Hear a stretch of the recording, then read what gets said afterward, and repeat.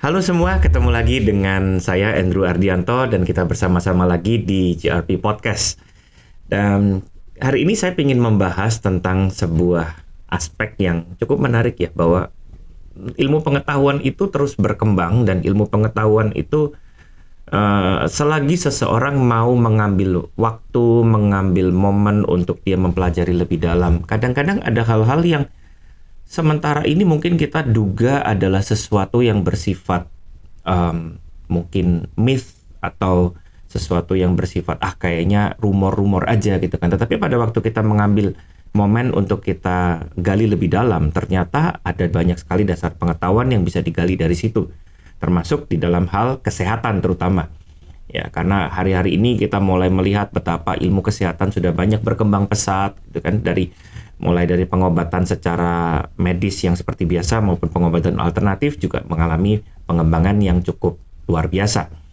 Nah, hari ini kita akan ketemu dengan seorang pebisnis, awalnya adalah seorang ibu rumah tangga, tetapi beliau menjadi, saya sebutnya mompreneur gitu ya, karena memang dari ibu rumah tangga menjadi entrepreneur dan dimulai dari kondisi yang bisa dikatakan iseng-iseng.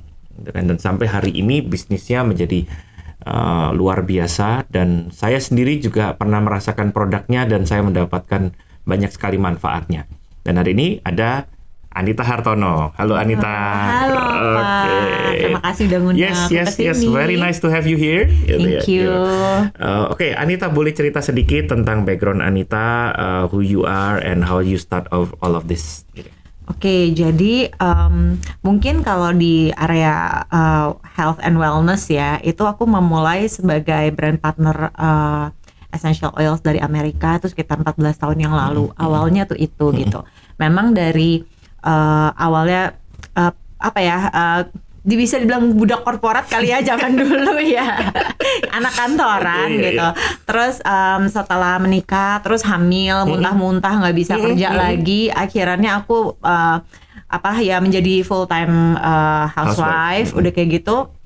Tapi kayaknya mungkin dasar anak kreatif ya, nggak bisa diem aja kan. Jadi setelah muntah-muntah itu berlalu, aku mulailah mencari-cari bisnis apa ya, dari bisnis bulu mata, siomay, tangkapan nyamuk, pokoknya apapun lah yang bisa menghasilkan. Karena aku tuh nggak pegang uang sendiri gitu. Jadi dari aku kecil kuliah gitu aku pasti kerja sampingan, maksudnya aku harus punya pegangan sendiri gitu. Bukan karena aku suka shopping, karena simply itu edukasi mamiku gitu. Jadi mamiku selalu bilang kamu sebagai cewek harus punya uang, nggak boleh bergantung penuh sama suami atau sama laki-laki lah. We don't know what's gonna happen kan. Betul.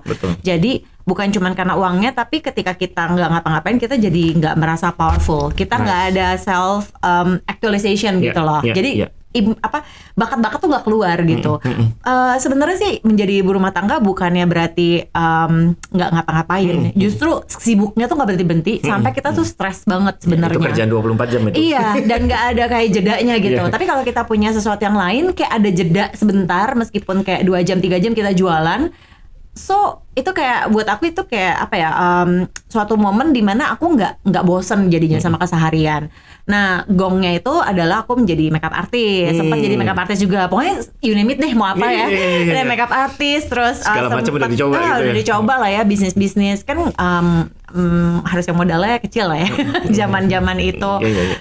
Jadi makeup artist cukup lama, sekitar 3 tahunan. Abis itu baru aku mengenal dunia essential oils, dunia yang natural seperti itu, karena ada salah satu keluhan lah di keluarga aku. Jadi suami dan anakku tuh alergian gitu, parah gitu kan. Jadi bangkis setiap hari yang kayak gitu-gitu. Di situ aku kayak mulai kayak cari tahu gimana ya caranya supaya bisa mengoptimalkan kesehatan keluarga lebih lagi dengan bahan yang alami gitu. Karena aku nggak mau juga tergantung sama bahan kimia berbahaya atau yang punya efek jangka panjang yang kayak gitu. Jadi aku mulai menggali ke sana. Nah, setelah 14 tahun, kira-kira di tahun 2020 itu kan COVID ya. Betul. COVID 2021 tuh kayak jadi pas COVID tuh dunia essential oils dan kesehatan alternatif atau holistik ya, itu tuh meningkat tinggi gitu. Meningkat tinggi, tapi begitu 2021 2022 itu langsung jeblok. Langsung kayak pesawat tuh langsung turun lah gitu kan. Nah, dan aku tuh punya 4 karyawan Pak ceritanya. Aku punya 4 karyawan yang untuk membantu usaha di Essential Oil aku itu, karena udah punya member ratusan ribu orang waktu itu. Nah, karena penurunan yang tiba-tiba tahun 2021 tuh perusahaan aku yang punya menggaji 4 orang ini mulai berdarah-darah gitu. Mulai bleeding. Yang tadinya kita punya di account tuh ada 300 jutaan, keluarin gaji karyawan kan, kalau dulu kan banyak yang kena layoff ya gitu. Atau kayak di kerjanya cuma setengah gitu kan ya, jadi bayarnya cuma setengah. Nah, sementara kondisinya tuh 4 karyawan aku ini, yang satunya single parent, punya anak perempuan, yang satunya kurir aku, punya istri, punya anak, yang satunya punya adik kebutuhan khusus, orang tuanya udah pensiun, jadi dia tulang punggung, yang satu lagi papanya cancer. Nah, terus bagaimana aku bisa lay off lah gitu ya waktu itu. Nah, jadi aku tuh berdoa gitu, terus aku bilang gini, Tuhan, kalau memang aku gagal menjadi seorang pengusaha, aku aja yang terima gitu kegagalan ini. Jangan buat aku harus mengambil nafkah dari orang-orang yang ibaratnya mereka tuh nggak salah gitu lah. Aku mungkin yang salah, atau aku yang kurang apalah gitu ya sebagai pengusaha gitu. Nah, dan di situ aku coba bilang, Tuhan tolong kasih aku kesempatan untuk bisa, aduh kalau udah gini aku pasti aduh maaf. Iya. Kalau ingat masa-masa itu aduh selalu nih Pak, kalau cerita ini maaf ya. It's okay. Kalau ingat masa-masa itu tuh soalnya mereka bukan orang-orang baru yang bersama denganku. Jadi mereka itu udah kayak keluarga sendiri kali ya. Iya, udah lama sih. Dan kita sangat dekat. Jadi bahkan kita tuh menjual rugi gitu barang-barang yang di kantor kita untuk bisa ngegaji mereka gitu. Dan aku tuh nggak sama sekali sepeser pun nggak ngurangin gaji mereka saat itu. Dan meskipun kita nggak jualan ataupun merugi gitu, aku terus berkomitmen untuk kasih gaji mereka gitu.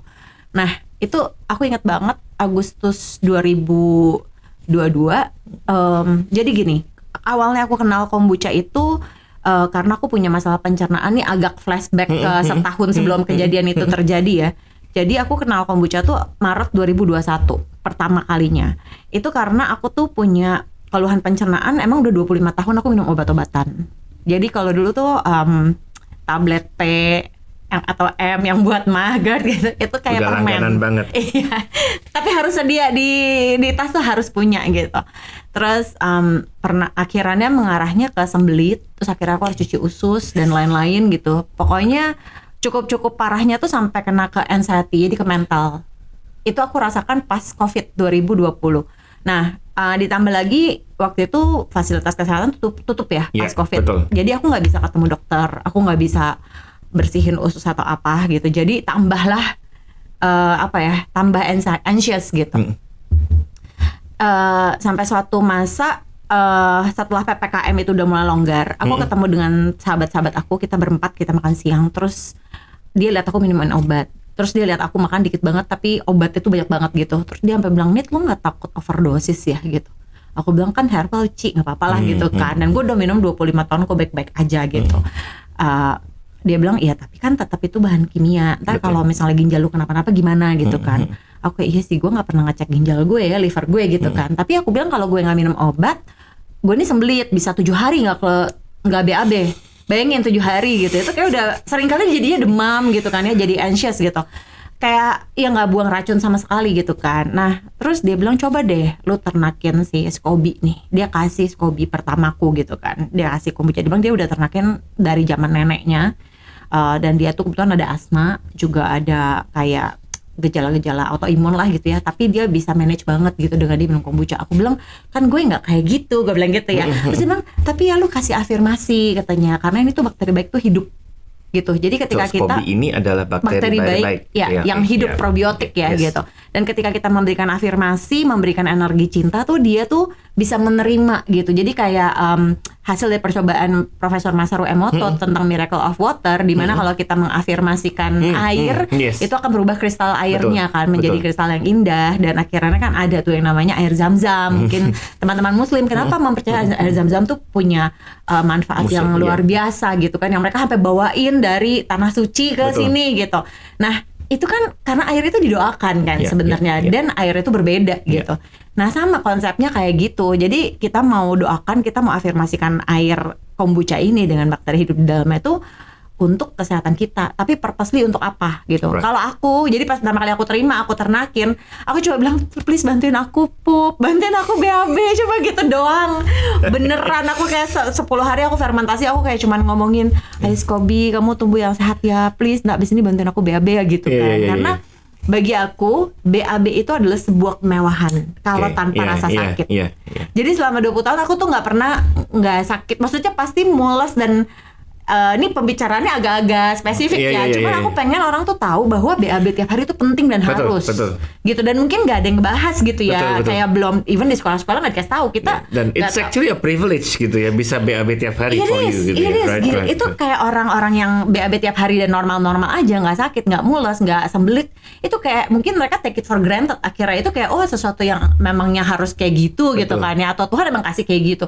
Tapi ketika kita nggak bisa, baru tuh kita mikir kayak aduh, seandainya aku bisa tanpa pencahar, tanpa fiber-fiberan bubuk gitu, itu kayak sebuah anugerah yang besar banget. Kebayang gitu. sih 7 hari, 2 hari aja udah rasanya bisa demam-demam tuh orang. Iya bener, kemarin baru lihat juga ada reels anak 5 hari nggak BAB masuk rumah sakit.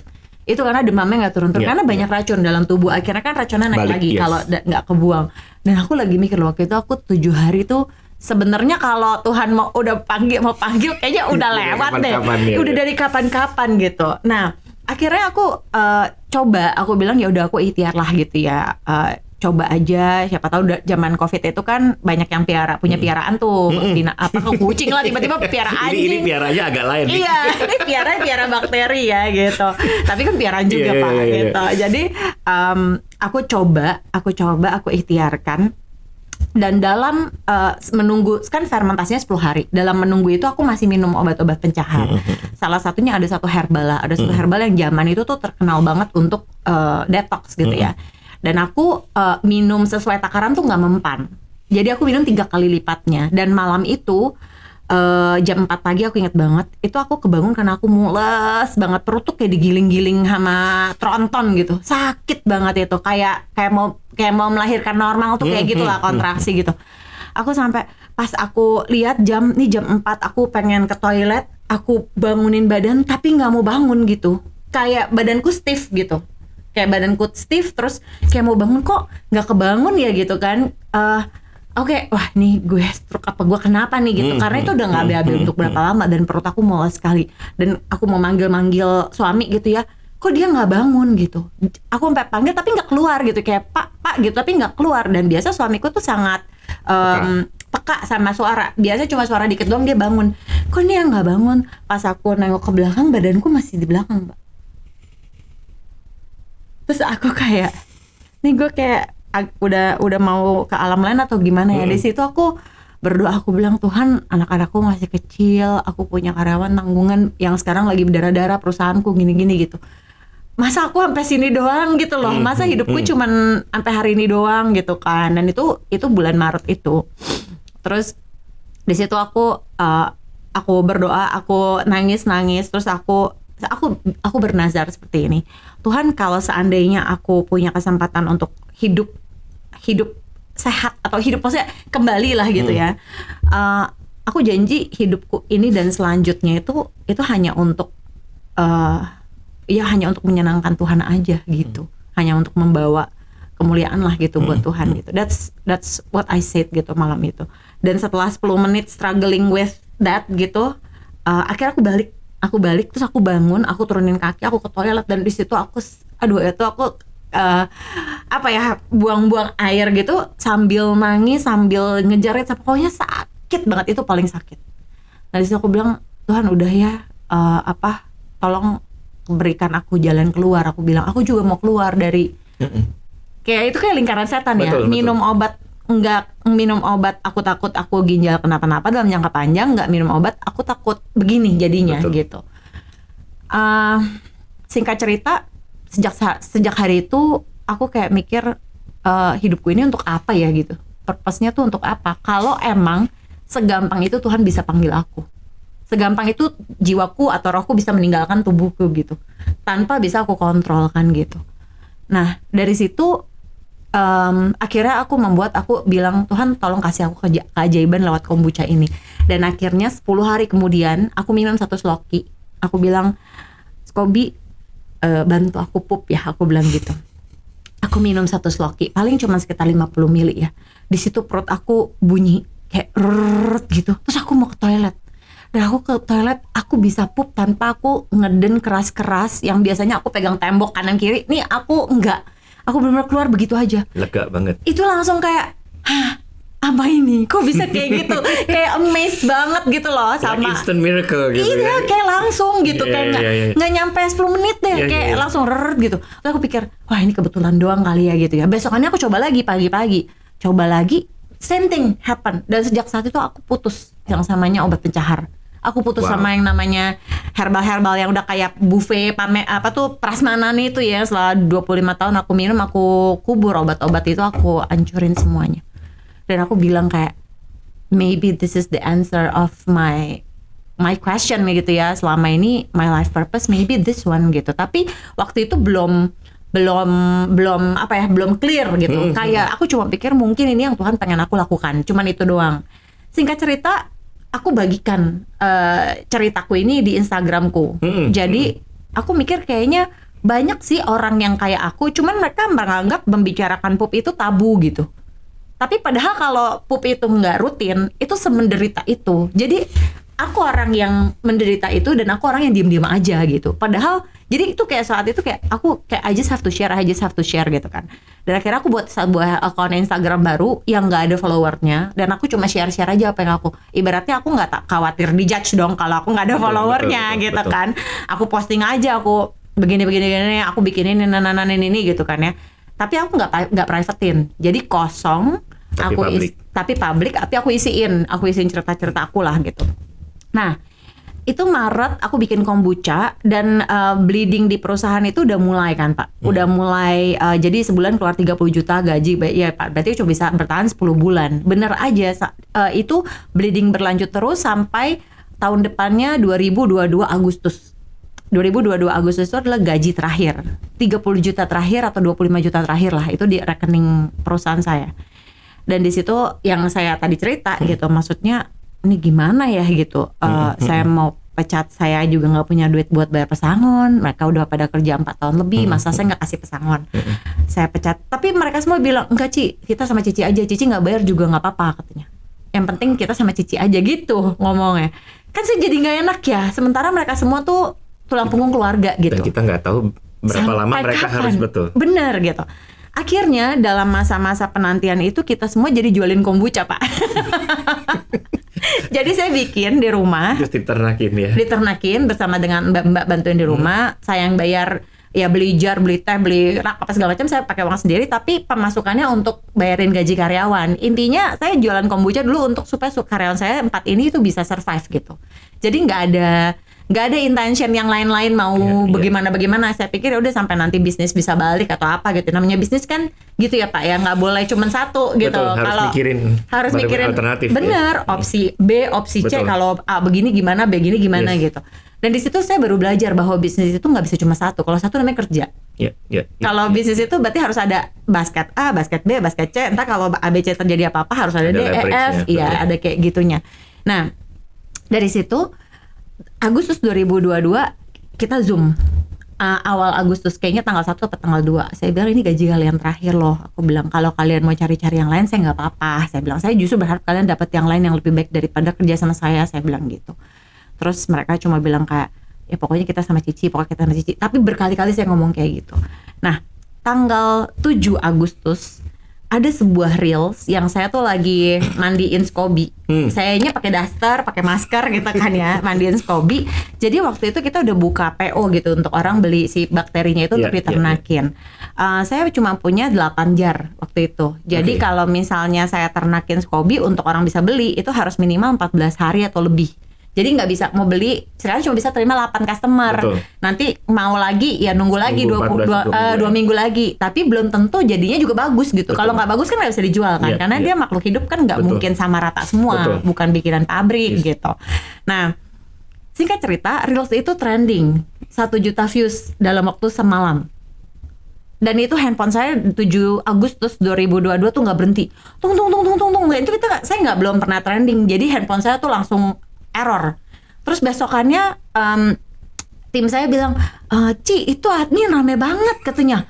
Ada 200 chat, kata semuanya pesan Scoby. Terus bilang, pesan Scoby gimana cara 200-nya? Akhirnya saya bilang ini nggak bisa loh, satunya harus nunggu 2 minggu segala macam. Dan maksudnya belum tentu 2 minggu guaranteed dapat. Nggak apa-apa, kita DP dulu aja 50.000 satu orang. Jadi 200 Scoby itu di DP-in sama orang, jadi kan dapat 10 juta kan. Buat nyambung hidup karyawanku jadinya di bulan depannya. Terus kan jual kombucha juga jadi rame kan. Betul. Pak. Berkat si trending Reels di Instagram. Sekarang ada 6 juta views yang Reels yang pertama saya sampai tag di saya punya Instagram karena itu benar-benar historical banget. Dan itu kalau misalnya di TikTok itu 6 juta itu kayak masih possible lah gitu. Tapi kalau di Instagram tuh it's really tough. Sampai sekarang ya, sekarang itu really tough. It has to be really viral. Iya gitu. Dan waktu itu aku lagi mikir kalau biasanya model-model seleb nih yang nyampe di situ. Nah iya. Yang memang udah dari sononya udah seleb gitu kan. Betul, sedangkan follower aku cuma 400 Pak. Kan baru kan dibukain. Followerku cuma 400, tiba-tiba jadi 4.000 gara-gara 1 juta views a night itu. Nah, aku tuh sempat punya mentor Pak, dan mentor aku pernah podcast di sini. Yes. Boleh sebut nggak nih? Of course. Namanya Pahing ya. Pahing. Waktu itu belum kenal sama Bu Mari Pahing. Yang udah kita, kalau teman-teman udah lihat podcastnya yang sebelumnya itu ada Pahing, ada Bu Mariko. Ini kedua, ini adalah salah satu anak mentor dari mereka berdua. Betul. Hai Pahing, Bu Mariko. Nah, jadi waktu itu saya tuh sebenarnya ibaratnya engage Pahing itu sebagai mentor saya untuk bisnis yang essential oil saya gitu, untuk naikin mengembalikan vibes-nya lah, gimana caranya comeback lah bla bla bla gitu kan ya. Saya undang untuk kayak dulu kan apa namanya Zoom gitu kan ya, webinar gitu, Zoom gitu. Nah, pas ini trending, saya langsung telepon Pahing. Saya bilang, Pahing saya mau ketemu, saya bilang gitu. Karena saya lagi struggle untuk ngegedein yang tadi ada company 4 karyawan itu beserta member-member saya. Terus tiba-tiba nih ada yang nggak disangka-sangka nih, yang rumahan, yang dapuran, yang gue pakai celemek tuh malah viral. Yang belah sini yang gue udah keren-keren, udah proper, didesain apa segala macam. Kok susah banget naiknya gitu kan. Ketemulah sama Pahing, kita ngobrol Pak. Terus Pahing cuma ngomong gini, aku inget banget nih. Gak tau deh Pahing masih inget gak ya. Dia bilang gini, Bu, kayaknya alam semesta lagi menggiring ibu untuk ke Mambucha, dia bilang gitu. Kayaknya banyak orang yang akan membutuhkan dan akan terberkati dengan ibu seriusin Mambucha, dia bilang gitu. Nice. Aku langsung merinding. That sounds like Pahing alright. Iya kan gitu. Aku langsung kayak masa Pak gitu kan. Karena anakku sama Pahing itu nggak kenal deket ya maksudnya. Tapi beliau tuh memang mentor dalam bisnisku gitu. Jadi dia ngomong gitu, kayaknya coba deh dipelajarin benar-benar kan, soalnya aku beginner juga, aku juga baru belajar, berarti baru 1 tahun ya waktu itu, baru 1 tahun. Coba deh pelajarin benar-benar, gali ilmunya benar-benar, ikutin. Kalau waktu itu kan karena masih online jadi banyak tuh course kombucha lah, fermentasi tuh online gitu, mumpung online. Coba ibu gali benar-benar, pelajarin, be an expert in it gitu. Terus dikasihlah aku kontaknya Bu Mariko. Nah itu pertamanya gitu kan, dia bilang nih in case you need someone to talk to gitu, mungkin kalau sama perempuan kan mungkin terus juga ada jalan-jalan dan ada jalan-jalan yang bisa dibukakan gitu. Jadi penting banget untuk dalam bisnis tuh punya mentor sih. True. Gitu. Jadi jangan merasa bisa sendirian. Iya, jangan merasa hebat sendiri atau paling hebat atau paling pinter gitu. Padahal kalau kita ngedengerin orang ngajarin kita dan kita pikirannya terbuka dan hati kita terbuka, itu berasa kayak anak kecil banget sih. Kayak ya ampun iya ya, kenapa gue gak kepikiran kayak gitu, atau baru tahu gitu. Sebenarnya actually gini, kita kan kalau kita berbicara tentang dalam dunia leadership gitu, you're a leader gitu kan, you're a leader. Dan buat saya istilahnya gini, a sign that you are a true leader or not, itu salah satunya adalah whether you have a mentor or not. Karena saya belajar satu hal, bahwa di dalam dunia leadership nggak ada leader yang tiba-tiba jadi dan dia butuh guidance dari seseorang yang lebih punya pengalaman. So I think you're on the right track. Go. Ya sampai sekarang pun saya terus sih mencari mentor-mentor. Kadang-kadang in a different stage of business life atau era gitu ya, kita perlu mentor-mentor yang sesuai gitu. Mungkin dulu aku punya mentor yang kayak gini sesuai banget sama kondisi itu, tapi sekarang mungkin aku lebih butuh yang kayak gini gitu, and that's fine menurut aku gitu. Karena kita progressing terus kayak trend progressing juga gitu. Kadang-kadang kita juga bisa belajar dari yang lebih muda-muda loh gitu kan. Nah, terus kembali ke yang Pahing bilang gitu, akhirnya aku pulang dengan kayak spirit kayak oke lah, let's do this lah gitu. Oke, beli toples lah, oke beli ini. Itu kayak langsung burn gitu. Iya, langsung kayak oke. Dan dia bilang, waktu itu Pahing bilang, bikin lagi Bu konten-konten yang bisa viral. Masalahnya waktu itu gue juga nggak tahu konten itu bisa viral, Pak. Kalau aku tahu justru yang dasteran malah viral. Kalau aku tahu viral, gue nggak dasteran gitu kan, gue dandan dikit kayak pakai bulu mata kayak gitu ya. Tapi itu interesting loh, karena kadang-kadang memang saya ngelihat ya konten-konten yang viral tuh justru pada waktu konten itu senatural mungkin actually. Iya makanya, tapi kan zaman itu zaman 5 tahun 3 tahun lalu kan Pak. Dulu kan kayak keren-keren pakai editor lah, pakai apa gitu. Ya ini mah, ya ilah gitu kan ya. Saya juga bingung kenapa bisa viral. Ya, Pahing yang liatnya juga bingung. Karena bisa 1 juta semalam tuh bagaimana gitu kan. Itu misteri ilahi. Iya, itu misteri ilahi. Dan menurut aku itu kayak jalan Tuhan banget lah. Untuk nunjukin kayak Nit, aku tuh dari dulu Pak, selalu kalau ngejalanin bisnis selalu yang orang tuh butuh gitu. Bukan aku yang butuhin duitnya, tapi aku selalu kalau mau jualan itu aku jual yang orang tuh butuh, dan aku tahu percis ini barang bisa menjadi jawaban. Contoh, aku tuh dulu viral banget jualan tepokan nyamuk, bukan tepokan, tangkapan nyamuk. Jadi tuh kipas, dia pakai kipas terus pakai lampu LED gitu, terus dia bisa narik nyamuk itu ke situ, terus nyamuknya tuh ketangkap di bawahnya. Dan setiap kali buka itu nyamuknya ratusan di situ. Itu satisfying banget. Itu tau nggak kenapa pertamanya saya jualan tangkapan nyamuk? Karena anakku masuk rumah sakit karena DBD. Jadi tuh benci banget sama yang namanya nyamuk. Aduh. Kayaknya bisnisnya Anita tuh problem solving banget gitu. dari DBD terus kemudian essential oil karena alergi gitu ya. Kalau ini karena sembelit. Iya, gitu. Bener juga ya. Iya. Nah, banyak gitu. Jadi bisnis itu tuh yang namanya anak DBD itu, jadi aku tuh lagi ajak dia main ke rumah nyokap. Terus nyokap ya rumah orang dulu kan banyak barang, jadi banyak nyamuk lah gitu ya. Kayaknya kena nyamuknya di situ. Nah, langsung lah rumah itu aku pasangin tuh tangkapan nyamuk, dapat banyak. Dulu masih pakai BBM, Pak. Ingat nggak BBM? BBM. Iya, kan update statusnya tuh kelihatan.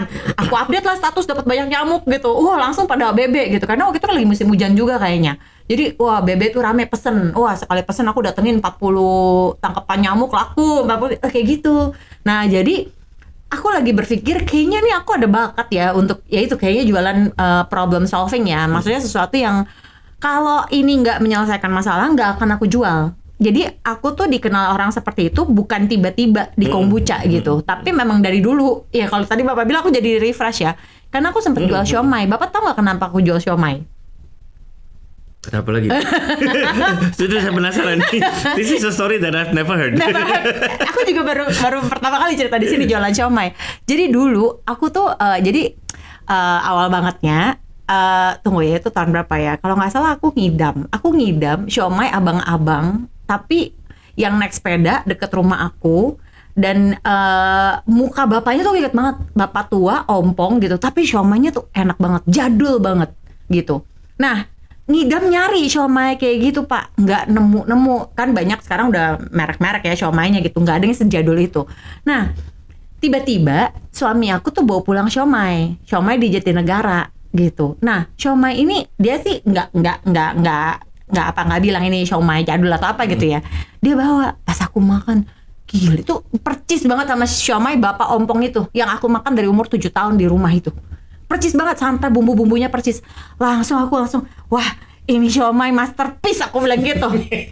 Aku foto-foto, aku videoin, aku foto, aku bilang gila ini siomay jadul banget nih, kayak naik sepeda di rumah gue bla bla bla bla bla. Nah, terus teman-teman sekolah aku yang kecil kan dulu di Facebook main ya, siomay ini aku jual di Facebook. Dan teman-teman di Facebook aku adalah teman-teman sekolah aku yang memang daerah rumahku. Lah, dan mereka tahu banget. Iya, dia tahu si bapak ompong muter-muter itu yang pakai sepeda. Nih, di mana gitu kan? Ya udahlah, akhirnya jadi just tip siomay. Terus ada tukang ojek dulu depannya kantor suamiku nganggur. Jadi aku inilah pakai dia, terus aku bayar dia kan segala macam. Itu beli siomay sehari bisa 3 juta Pak. Dan aku profitnya sekitar 30%. Kan lumayan ya. Iya. Lumayan loh. Terus aku kumpulin selama kayak 3 bulan, akhirnya kebeli tuh apa tuh kayak kalau di apa? S1R ada tenda yang buat bikin itu, kebeli, akhirnya buka tenda di depan kantor suami lah gitu kan ya, namanya siomay jadul gitu. Nah tapi di situ aku tahu lah bahwa aku tuh tidak boleh serakah ya. Jadi begitu buka tenda sepi. Sampai diem. Begitu buka tenda sepi. Terus aku bilang, gila gue nongkrongin nih dari jam 9 pagi sampai jam 5 sore, udah mana muka jadi bau bajai gitu kan, namanya Jatinegara kan banyak bajai ya. Iya, udah dapetnya cuma seberapa gitu. Akhirnya aku mikir nih, masing-masing orang ada rezekinya lah ya. Mungkin rezeki gue adalah online gitu. Rezeki yang offline onsite gitu udah abang siomay punya rezeki deh. Kalau yang jual modalin cincin nggak bisa jual siomay kayak gitu, mungkin ya kayak gitu lah ya. Aku lagi pikir kayak, wah ini bukan rezeki gue. Akhirnya itu apa tuh tenda itu jadi buat parkiran motor, ya udahlah ya, boleh juga buat abang gojek lah gitu kan ya. Nah di situ aku belajar akhirnya mungkin gue berbakat di online nih gitu. Nah akhirnya kan kita ketemu satu bisnis atau apa, kita menemukan bakat kita karena dari hal-hal kecil itu Pak. Nggak yang kayak langsung jualan viral terus bisa apa gitu. Tapi dari hal kecil-kecil kita jadi tahu, oh customer tuh sukanya treatmentnya seperti apa. Kalau kita kirim barang mesti kayak gimana, yang kayak gitu-gitu. Nah itu dari jualan tangkapan nyamuk, jualan siomay. Iya, dan sampai akhirnya ke kombucha itu. Ini. Sejak itu viral, Agustus 2022, aku pikir virality itu hanya sementara gitu, atau cuman sekali-sekali doang, itu luck lah menurut aku ya. Itu bukan sesuatu yang sustainable, kita nggak bisa berharap viral terus-terusan gitu. Jadi what we should do nih, mumpung lagi viral, akhirnya aku bikin konten-konten edukasi. Jadi aku nggak jualan, karena memang aku nggak punya barangnya. Karena untuk orang beli harus PO dulu, ntar 10 hari diternakin dulu. Iya, nunggu lagi gitu-gitu. Jadi aku ngedukasi aja tentang kombucha ini. Aku belajar, aku ambil course, aku share gitu. Jadi yang aku pikir yang bisa aku bagikan dan tanpa menunggu itu adalah ilmu gitu. Itu nggak perlu kan orang nungguin aku sampai jadi profesor dulu baru aku bisa ngajar. Menurut aku apapun ilmu yang aku dapetin dan menurut aku itu bermanfaat, bisa nolongin orang solve the problem, aku bisa share gitu. Dan itu yang aku lakukan di Instagram. Nah slowly ternyata video-video edukasi aku yang dengan ibaratnya kan ini kan areanya food technology ya atau biology gitu. Tapi aku menerjemahkan ke bahasa ibu-ibu gitu. Karena aku pun nggak ngerti. Which is lebih berguna sebenarnya. Karena aku pun bukan anak IPA gitu. Aku juga anak sosial. Tapi bagi aku ini nolong aku. So I have to understand all this gitu. Tapi gimana caranya aku mau share kan? Berarti kan aku harus menulis kembali. Aku nggak bisa kayak ngapcar makalah itu terus share kayak nggak ada gunanya. Aku dengan aku nulis, dengan aku baca, aku cerna dan aku menjadikan bahasa biologi itu ke bahasa telenovela. Bagiku itu akan sangat gampang aku inget gitu. Dan bagiku akan sangat gampang orang-orang ini inget karena sebagian besar follower aku adalah ibu-ibu. Ya, gitu. So I want them to understand juga. Nah, dari situ ternyata konten-konten edukasi yang aku bikin dengan ala ibu-ibu ini viral lagi. Jadi ternyata viralnya tuh nggak cuma satu-satunya. Viral lagi, ntar 3M, ntar 4M, dan bersama Scooby itu selalu viral gitu. Dan waktu itu mungkin belum banyak yang ngebahas ya. Jadi ini sesuatu yang menarik gitu. Akhirnya aku bikin konten dan dalam waktu 6 bulan aku bisa membuat rumah produksi yang berstandarisasi BPOM dan halal. Wow. Iya, dalam 6 untuk bulan membuca ini ya. Untuk membuca, karena akhirnya aku tahu orang-orang teman-teman muslim follower aku atau customer aku concern dengan hal itu. Ini udah halal belum ya? Terus proses produksinya udah terjamin belum ya gitu. Keren. Jadi BPOM dan halal itu harus. Nah sedangkan kalau BPOM halal itu nggak bisa satu rumah dengan rumah tinggal. Jadi harus ada tempat sendiri. Jadi dan itu semua adalah dana dari customer. Aku nggak ada hutang ke bank ataupun hutang siapa gitu ya. Itu dana dari customer yang beli. Itu aku kumpulin, aku beli, aku sewa tempat untuk jadi rumah produksi itu. Layouting, bayar konsultan, izin BPOM dari nol. Itu 7 bulan kurang lebih. Wow. Iya. Dari nyoba gitu kan. Dari berusaha untuk menyelesaikan problem sendiri. Benar. malah jadi menyelesaikan problem-problem Banyak orang lain gitu ya. gitu. Dan ada testimoni Iya, gitu ya kan. Dan ini menarik karena iya. kadang recently waktu saya lihat Anita punya media sosial gitu ya. Baik Anita maupun Mambuca sendiri gitu ya, media sosialnya itu testimoninya itu malah makin kesini bukan urusan pencernaan lagi nih, berbagai macam penyakit yang bahkan notabene bersifat genetik pun itu tuh bisa orang recover dari itu gitu ya. Yes. Dan di situ kita baru tahu, aku terutama ya gitu, aku baru tahu bahwa sebagian besar kelainan atau penyakit itu memang akar masalahnya dari pencernaan. Gitu. Jadi kita kan hidup karena kita makan ya. Betul. Karena kita masukin makanan ke mulut. Tapi apa yang terjadi kalau yang kita masukin makanan yang kita masukin ke mulut itu tidak bisa terpecah menjadi nutrisi. Betul. Itu karena kurangnya si probiotik dan prebiotik, si bakteri baik dan makanan untuk bakteri baiknya ibaratnya. Probiotiknya itu ya bisa dari makanan fermentasi ataupun kayak kombucha, kimchi, yogurt yang kayak gitu. Dan prebiotik itu adalah pangan nabati, serat, sayur, buah gitu. Itu adalah makanannya si probiotik dalam tubuh kita. Ini menarik juga karena this is why ada orang-orang yang kalau mereka punya problem dengan sembelit mereka makan yogurt. Itu mempengaruhi sekali gitu ya. Betul. Nah, yogurt itu juga bagus, tapi yogurt itu mengandung susu. Yes. Nah, susu itu bagi sebagian orang Lactose intolerant. betul. Sekarang semakin banyak orang yang lactose intolerance. Dan itu disebabkan balik lagi karena ini kalau kita merunut-runut akarnya tuh banyak banget. Mulai dari karena banyak tingginya lahiran sesar. Kelahiran sesar itu membuat membuat bayi itu tidak terpapar dengan bakteri pertama kali dari vagina ibunya. Tuhan tuh ada purpose loh, kenapa lahir itu harus dari vagina. Iya, karena di situ ada bakteri baik, ada gerombolan bakteri yang akan memaparkan dirinya ke anak pertama kali dilahirkan, sehingga daya tahan tubuh dia tuh jauh lebih kuat.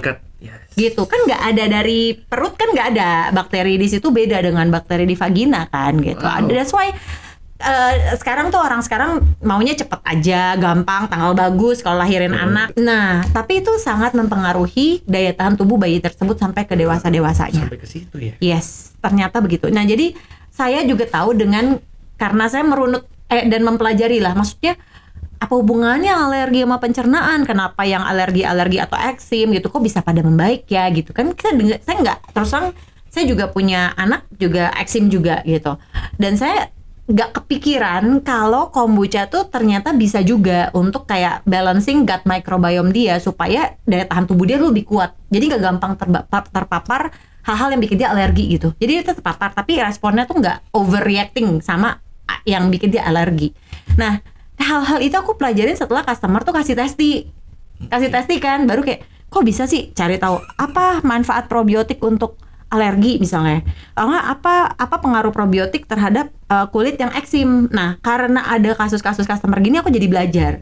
Akhirnya pembelajaran itu aku sajikan lagi ke Instagram aku, ke customer aku, bahwa ini loh jawabannya. Jadi ini bukannya magic, bukannya simsalabim sembuh gitu. Sesuatu harus di research dulu. Betul gitu. Jadi yang mungkin itu yang akhirnya menarik follower aku untuk engage ya gitu dalam setiap postingan atau dalam setiap apa yang aku lakukan tuh mereka sangat engaging gitu. Jadi mereka nggak pernah ketinggalan info dari aku taruh di highlight. Mereka pokoknya informasi dari aku sangat gampang diakses lah. I'm very open book gitu. Only kelas kombucha aku itu berbayar karena untuk menggaji karyawan-karyawanku gitu. Jadi selalu ada jalannya lah untuk kayak kita juga namanya jalanin bisnis kan, kita menggaji karyawan banyak. Yang tadinya 4 sekarang udah 40. Gimana? Naik 10 kali lipat. Iya gitu. Jadi wah, aku bilang ini sebuah misi besar yang harus kita jalanin sama-sama. Aku nggak mau lagi bilang ini tanggung jawab aku, ini aku pengusaha, aku jadi harus, enggak kayak gitu. Jadi aku selalu sama tim aku, sama karyawan-karyawan aku selalu bilang kayak Mambuca tuh milik kita sama-sama. Mambuca tuh rumah kita, dan customer kita, anak-anak asuh kita yang kita bantu itu anak-anak kita semua gitu. Jadi dreams kita pengen Indonesia lebih sehat dengan bahan-bahan yang alami, salah satunya probiotik asli Indonesia, buatan anak-anak Indonesia, dan ini sangat mudah gitu untuk diduplikasikan. Aku bahkan ngajarin orang-orang untuk bikin sendiri di rumah kok. gitu. Dan aku pengen ibu-ibu selalu punya kayak orang Korea, ibu Korea pasti bisa bikin kimchi kan. Betul. Dan itu kan probiotik. Betul. Dan itu yang mempertahankan kesehatan keluarga mereka. Mereka tuh tahu gitu. Nah, kita punya tempe padahal. Tapi tempe kita jadi tempe mendoan, Pak. Diolah lagi. Jadilah malah tinggi kolesterol, ya kan? Malah jadi gorengan. Gitu. Jadi bikin probiotik ya salah satunya kombucha. Tapi ini saya interested ya, karena terutama tadi pada waktu dari 4 karyawan menjadi 40 gitu ya. Istilahnya gini, kalau tadi bisnis Anita adalah bicara tentang problem solving. Ini juga dimulai dari Anita berusaha solve the problem untuk 4 orang karyawan Anita. Iya, bener juga ya. I mean like it's kind of like indirectly gitu ya. Iya ya.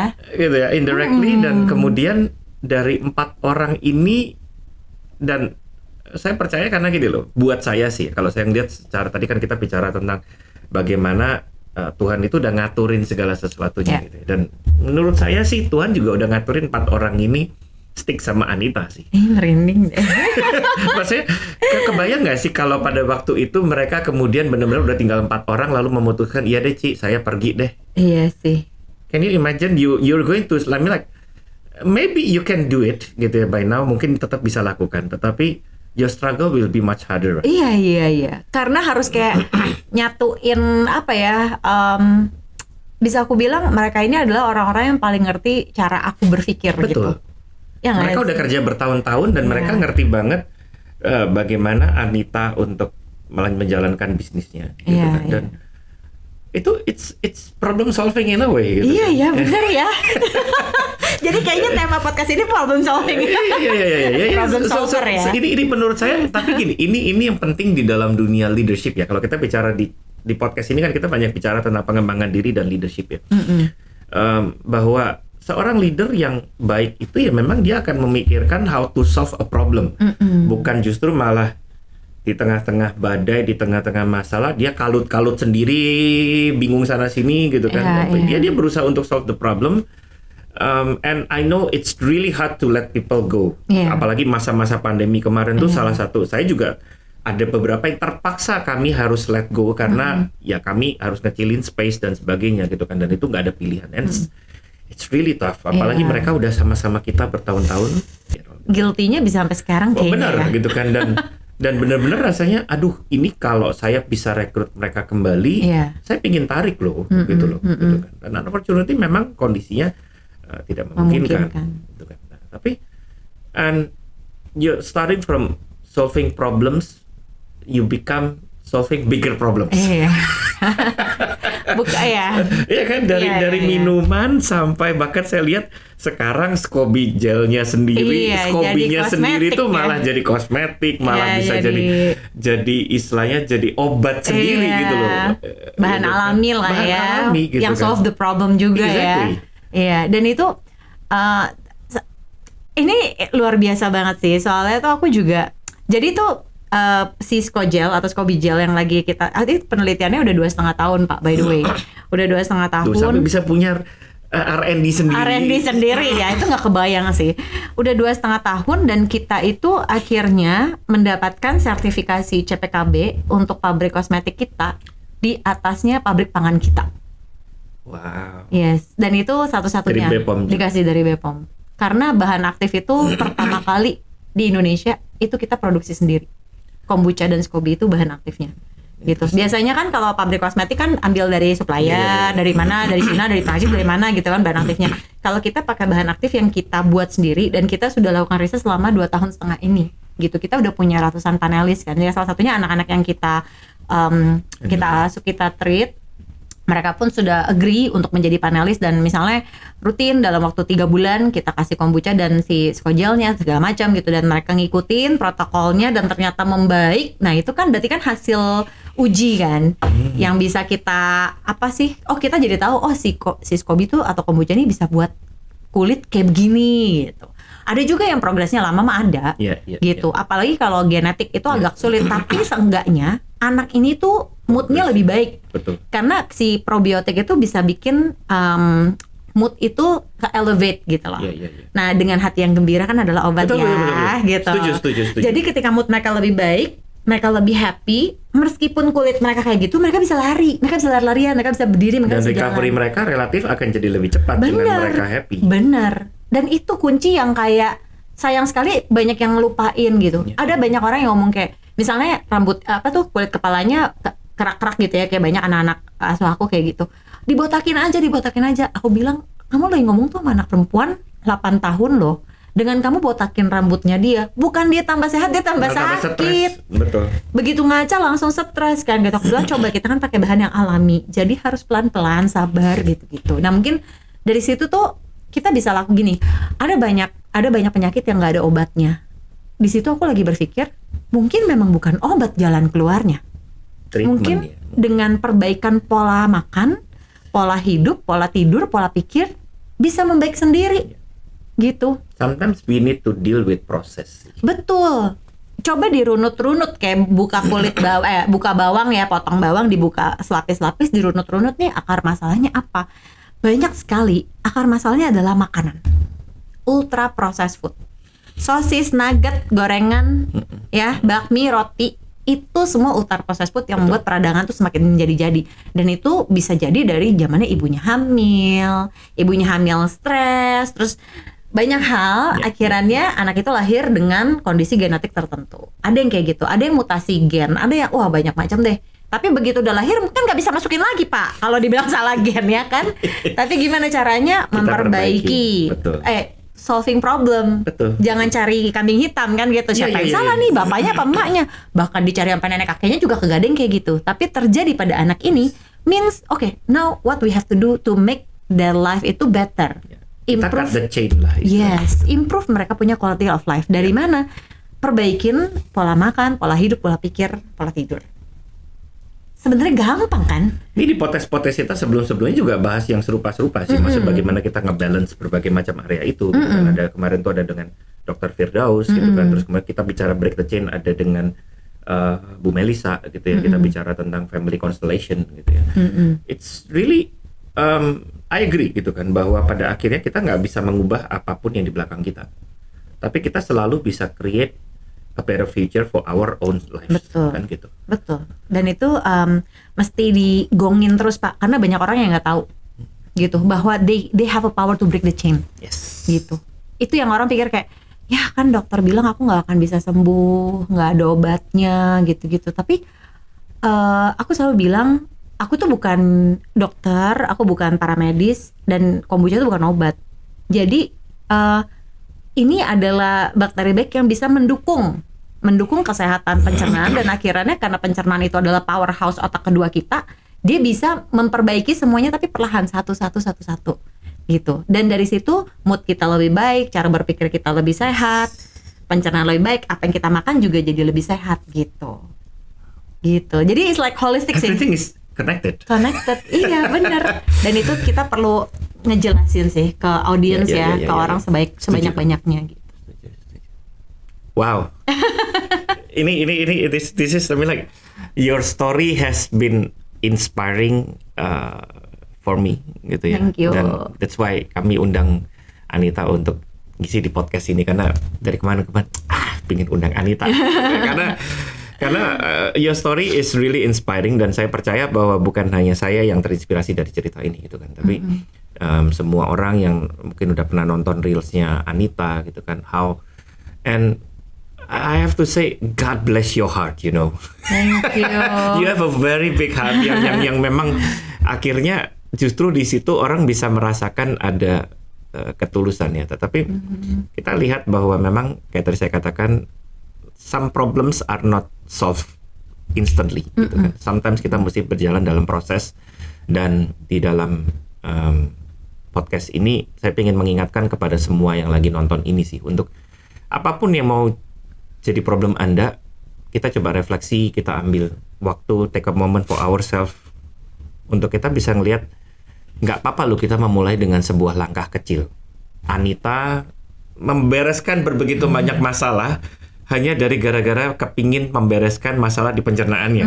Hal simple gitu kan, you do it, dan saya percaya bahwa dengan ketulusan, dengan harapan yang benar gitu ya, tentunya kalau kita berharap ya tentunya sama yang di atas pencipta kita, dengan harapan yang benar. Saya percaya pasti everything will be connected to recover, bukan cuma diri kita, tapi kita juga bawa influence kepada alam di sekitar kita gitu ya. So it's been a very great podcast, Anita. Thank you. Really great to have you here gitu. Thank you so much. Gitu ya. Dan saya percaya bahwa akan ada orang-orang yang juga terinspirasi di dalam podcast ini sih. Amin.